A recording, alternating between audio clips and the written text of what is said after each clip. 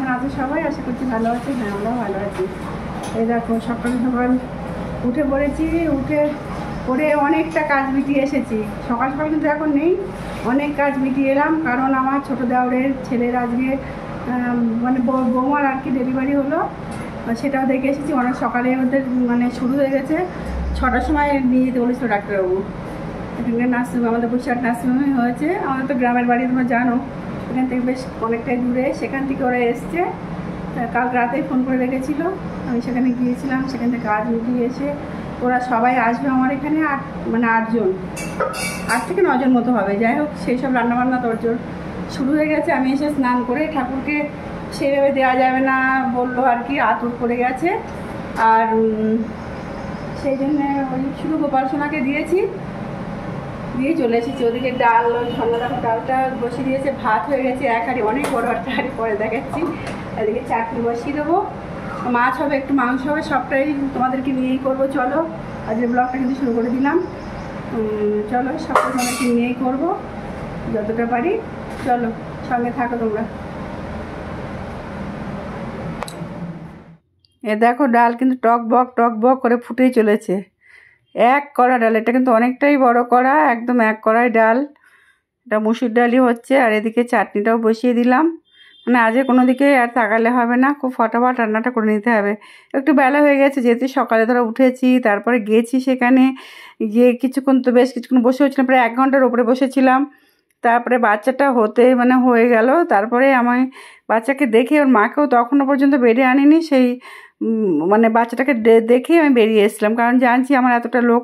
তারপরে কতকে ফোন করছি যে এতগুলো মানুষ আসবে, ফোনটাও ধরছে না, ও বাজারে চলে গেছে। আমি আবার উত্তমকে ফোন করছি, উত্তম হচ্ছে বাড়িতে নেই। এবার সেই অনেক সমস্যা, যার জন্য ওর মাকে যে একটু দেখে আসবো তার কোনো উপায় ছিল না।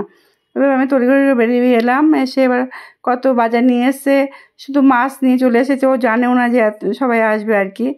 যাক, আবারও পাঠালাম, তখন আবার চিকেন আনলো। দেখো কথা বলতে বলতে কিন্তু চাটনি, ডাল, চাটনি নাম, হ্যাঁ চাটনিটাও হয়ে গেছিলো, মাছটা হয়ে গেল। এটা কি দেখালাম বলো তো, কড়াটা না, এটা অনেকটা বড় কড়া, তো এটা ব্যবহার হয় না, কেমন কালো কালো হয়ে গেছে। তোমরা ভাবছো হয়তো অপরিষ্কার, কিন্তু একদমই কিন্তু না, এটা দাগই হয়ে গেছে, এখন তুলতে হবে জানো তো। বলেছিলাম যে একটা ঝামা টাইপের ইট হয় না, সেটা কোথায় পাবো। এই যে চাটনিটা, ওইটা ওইটা গুটি গুটি করে আলু ভাজা হয়েছে পোস্তর মতো করে, আর চিকেনটাকেও ম্যারিনেট করে রেখেছে, ঝর্ণা একদম রেডি করে রেখেছে। সত্যি কথা বলতে একদম মানে এটা একেবারে সত্যি সত্যিই বলা এই কথা, যেটা মানে ঝর্ণা না থাকলে কিন্তু আমি এতটা সব কিছু পারতামই না। ও দেখো মানে কত কাজ এগিয়ে রাখে আমার জন্য, সেটাই আমি মানে বলা। এই যে সকালে গেছি, জলখাবারটা বানিয়ে রেখেছে, তারপরে ওটা তো ওর জলখাবারটা বানানোর কথা বানায়, কিন্তু এগুলো কিন্তু ওর করার কথা ছিল না, যে রান্না বান্না আমি কী করব না করব। ফোনে একটু বলাতে মোটামুটি গুছিয়ে রেখেছিলো। আমি এসে স্নান সেরে তারপরে ওই তো আজকে বললাম তোমাদেরকে, সেটা পুজো সেভাবে দেওয়া যাবে না, শুধু গোপাল সোনাকে দিয়ে একবার দিয়ে গেছিলাম, আর একবার একটু দিয়ে এলাম। এই দেখো, আবার একটু কায়দা করার চেষ্টা করছিলাম, তো সেভাবে হয়নি জানো তো। ভাবছিলাম আলুগুলো ভাজবে, বেশ কায়দা করে করে দেবো, একটা দুটো করে করে, সেটা আর হয়নি। অসম্ভব গরম জানো, অসম্ভব গরম, যার জন্যে সে গরমের জন্যে আর মানে কোনো কিছুই ভালো লাগছিল না। এসে কষ্ট একটু হয়ে গেছিলো, তখন কিছু খেতেও ইচ্ছে হচ্ছে না, ভাবছি শুধু একটু জল খাই। ঠান্ডা জল খুব একটা খাই না, তবু আজকে একটু ঠান্ডা গরম জল মিশিয়ে খেয়ে নিয়েছি। কিছু করার নেই, আজকে কাজকর্ম। এবার ওদের শোনো, ওরা এলে আমি যে কতখানি ওদের ছবি আমি নিতে পারবো মানে জানি না। কারণ হচ্ছে দেখো, সবাই তো আর ক্যামেরা ফ্রেন্ডলি হয় না বলো, সবাই ওইগুলো পছন্দও করে না। বা আমি কিছু কিছু জিনিস কী বলো তো, যে কেউ যদি মানে দেখি যে সেটাতে আগ্রহ প্রকাশ না করছে, সেই কাজটা আমি করি না। এবার সেই জন্য হয়তো জানি না, ভিডিও করার চেষ্টা করব, কিন্তু সে যদি না পারি, কিছু করার নেই, দেখাতেও পারবো না। আর এদিকে আবার চিকেনটা দিয়ে গল গল করে জল গলছে, একদম মাখানোই ছিল ঝুড়িতে। ঝর্ণা বললো আমি তো ঝুড়ির মধ্যে দিয়েই রেখেছিলাম ধুয়ে, তারপরেও দেখো ভীষণ পরিমাণে জল বেরোচ্ছে। এইটা যে কখন আমাকে মানে আটতে পারবো জলটা, আর তারপরে সেটা তো জল দিতে হবে, তাই না বলো।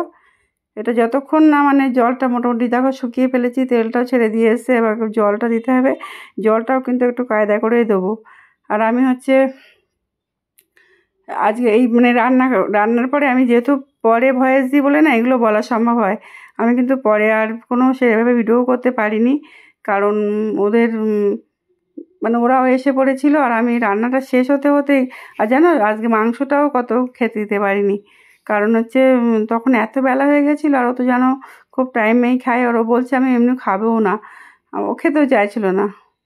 এটাও কিন্তু কায়দা করার চেষ্টা করেছি, দেখছো তো, বুঝতে পারছো তোমরা কিছু? সেভাবে বোধহয় হয়নি গো, বলো। এগুলো এডিট করার সময়, ভয়েস দেওয়ার সময় সব বুঝি। হ্যাঁ, রান্নাবান্না এই পর্যন্তই তোমরা দেখতে পাবে, তারপরে কিন্তু আর তোমরা মানে কিছুই মানে দেখাতে পারবো না, শুধু কর্তাবুকে খেতে দিয়ে আমরাও যে খাওয়া দাওয়া করেছি বা ওদেরকে দিয়েছি সেসব কিছুই আর হয়নি। আমি আজকে বিকালে জানো তো অনেকটা কাজ করতে হবে, এই যে সেই কবে থেকে পড়ে আছে ব্যাটরাগুলো কিচ্ছু গোছায়নি, তারপরে কতদিন ধরে জামা কাপড় মানে করছি, মানে জামা কাপড় কাচ্ছি, সেগুলো গোছায়নি। চলো, এই যে খাওয়া দাওয়া কত হয়ে গেল, তারপরে কিন্তু আর দুপুরে কিচ্ছু করিনি।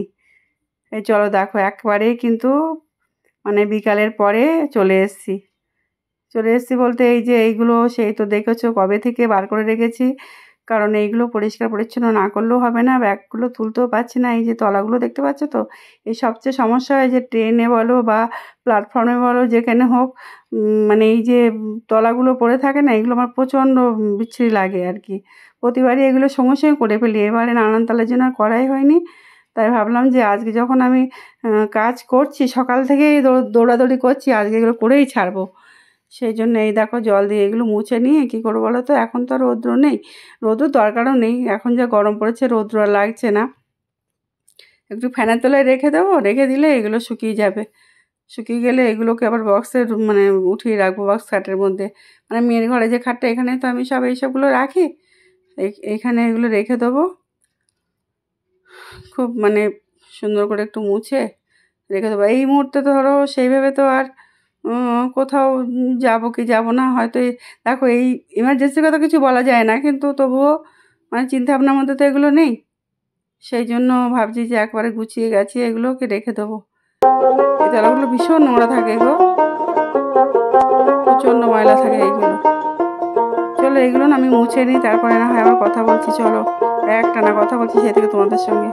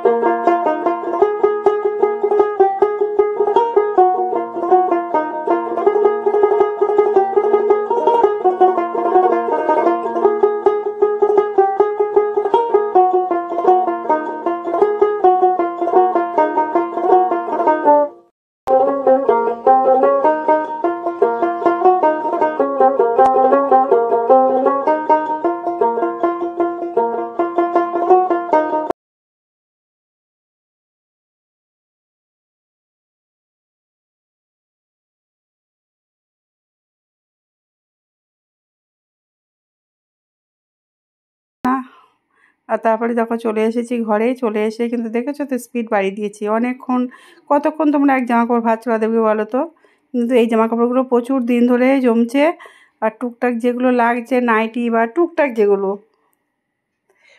প্রতিদিনের যেগুলো দরকারি জিনিস সেইগুলোই নিচ্ছি, একটা অর্ধেক বেড কাপড়ও নিয়েছি, পেতেও ফেলেছি, কিন্তু এইগুলো জায়গা মতো রাখতে পারিনি এখনও, জায়গা মতো বলতে নিচে যেখানে বেড কাপড়গুলো রাখি জানো তো সেইখানে আর ধরছে না, মানে যেখানে বেড কভার রাখার জায়গা, ওই যে ঘরটায় উত্তম থাকে সেই ঘরের শোকেসের একটা পাশে পাটে আমি রাখতাম বেড কভার, সেখানে আগে না ধরে যেত, এখন আসলে দিন যাচ্ছে জিনিস বাড়ছে, সব তো আর ছিঁড়ে ছুটে যায় না বা নষ্টও হয় না, আমি একটু পুরনো হয়ে গেলে কাউকে দিয়ে দিই, বিশেষ করে ঝর্ণাকে, বেশিরভাগটাই মোটামুটি যাকে যা দেওয়ার প্রয়োজন হয় সেটুকু দিয়ে দিই, আর দিন যাচ্ছে সেটাই তো কিনছি, উপহারে পাচ্ছি, এইসব নানান কিছু মিশিয়ে আবারও উপহারে অনেকগুলো জিনিস পেয়েছি জানো তো, ওই যে শাশুড়ি মায়ের কাজের সময় বলে দেওয়া হয় যে কিছু আনবে না বা দেবে না।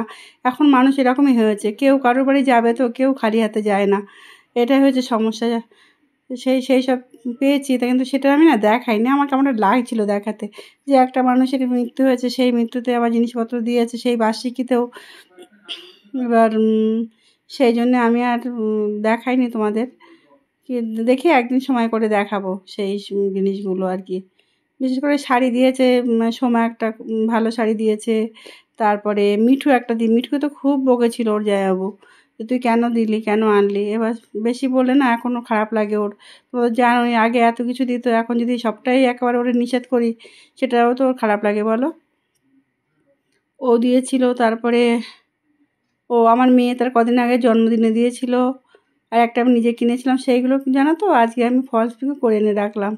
এবার কি পুজোর সময় না খুব চাপ হয়ে যায়, সেই সময় কেনাও হয় কিছু, বা এদিক সেদিক করে থেকে যায়। ওই জন্যে আমি আর মানে আগে থেকে এগুলো করে রাখলাম।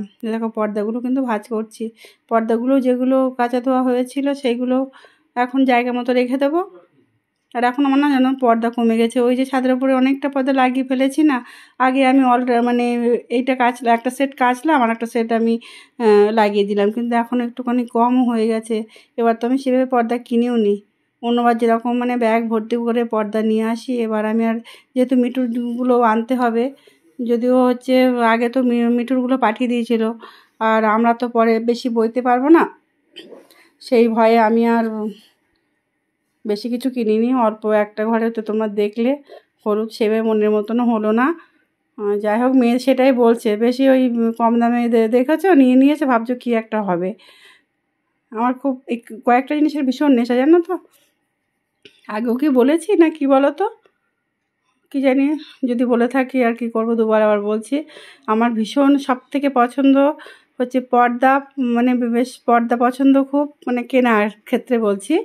আর বেড কভার, কুশন কভার, এই তিনটে জিনিস যে আমার কি পছন্দের। আমি মানে এই তিনটে জিনিসই সবসময় কিনতে থাকি বেশিরভাগ। তোমরা লক্ষ্য করে দেখবে আমি খুব বেড কভারও মানে চেঞ্জ করতে থাকি, আমার ভীষণ ভালো লাগে। আমি নিজের পোশাক আশাক কতটা কিনলাম না কিনলাম সেটা নিয়ে আমার খুব একটা মাথা ব্যথা নেই। হ্যাঁ, কেনা হয়ে যায়, উপহারে পাই। বিশেষ করে এখন মেয়ের বিয়ে হওয়া থেকে না আমার শাড়ি, বিশেষ করে শাড়িগুলো বলো, শাড়ি আমার খুব নিজের কম কেনা হয়। মানে মেয়ে তো প্রতিটা ধরো অকেশানে তো দেয়ই, প্রতিটা অকেশানে বলতে দুর্গাপুজো, মানে ভালো শাড়ি বলতে দুর্গাপুজো, জামাই ষষ্ঠী। এবার আজকাল কী হচ্ছে বলো তো, বড়ো বড়ো গিফটটা পেয়ে যাচ্ছি, যেমন গতবারে যেমন ওয়াশিং মেশিনটা দিয়ে দিল পুজোর সময়। তারপরে এই যে যে মোবাইলটা বলছো, মোবাইলটা কিন্তু জামাই ষষ্ঠীর দরুনই হয়েছে। চলো বন্ধুরা, আজকের ব্লগটা কিন্তু আমি এই পর্যন্তই রাখবো। যদি কোথা থেকেও আমার ভিডিওটা তোমাদের একটু ভালো লেগে থাকে তাহলে লাইক কমেন্ট শেয়ার করতে ভুলো না। আর যারা এখনও পর্যন্ত আমাকে দেখছো কিন্তু সাবস্ক্রাইবটা করছোই না, তারা প্লিজ সাবস্ক্রাইবটা করে দিও। আর কি বলবো বলো, আজ এখান থেকে রাখতে হবে। আর সত্যি কষ্টই হচ্ছে, আজ প্রচুর কষ্ট হয়ে গেছে। আবার নতুন ব্লগের সঙ্গে আসবো। তোমরা সব ভালো থেকো, সুস্থ থেকো, সাবধানে থেকো। চলো, টাটা।